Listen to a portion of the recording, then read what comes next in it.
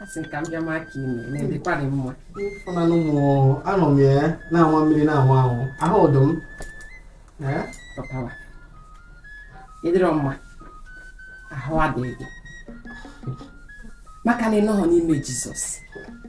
Onye ọbụla anọghọ n'ime Jizọs ahụ adịrọ so ịdịrọ mma. ama adịrọ mma otu a ndụ omelebele Prophetess omelebele ka njukene gị onwe ndị anụ ụbọchị ịnụrụ na agụụ na-agụ mmụọ bụ Ikolo. O nwere ụbọchị ịnụrụ na ahụ na-arịa mụ na ndị be m na ahụ adịghị anyị na-arịa arịa dịka ọ na-achọ ịnwa anwụ nwebe. O nwere anụ ụbọchị ịnụrụ na nna achọ ịnapụ mmadụ ife n'ike. Omelebele onwere ụdị anụ ụbọchị ịnụrụ asị onwere ụbọchị ịnọkọtalụ ozugbo iko nwere ike ịdị mma mana onye a nọrọ n'ime Jizọs ọ dịrọ mma. Ị nwere ike nwecha ihe niile inwe n'ụwa niile a mana Jizọs kọrọ nwe ihe inwe. Inugo anụgo m ịma na ya ahụ ese okwu ọsọ mba bụ ife na-ese anụgo m ahụ adịghị m onwe mbọ ọzọ nsogbu anụ eyi ahụ ese okwu anụgo m o nwere ife ọzọ ị chọrọ ịgwakwa m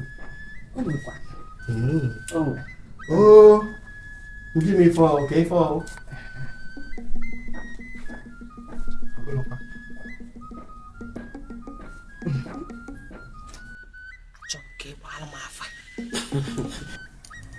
esinagụnụ mere onye ahụ dụ esinagụnụ mere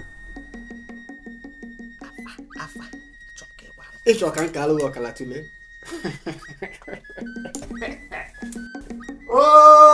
nna m eze okwu owuwe na alụkwo do ha adụ mma mmadụ ime isi panadol wite ọgwụ o nwere ka ọ dị ngụwa ahụ dụ ịnọkọta ebe ọkwago onye ahụ adịghị ka ọgbalụ ya afọdokwu.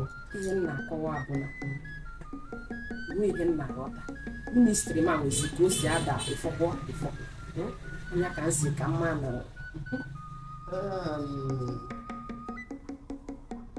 kewa eziokwu ka m na-achọ ịgwarụ ọ na-adụ mma onye mara ụzọ ọ chọrọ iso osoro nyanwa ụzọ sosie ya n'ike sosie ya n'isi. Kedu ka ndị ọrụ ndị ụka si adị iju na-ekwensu ọ na-aka mma iju ya na ọrụ ya niile ntị adịkpọ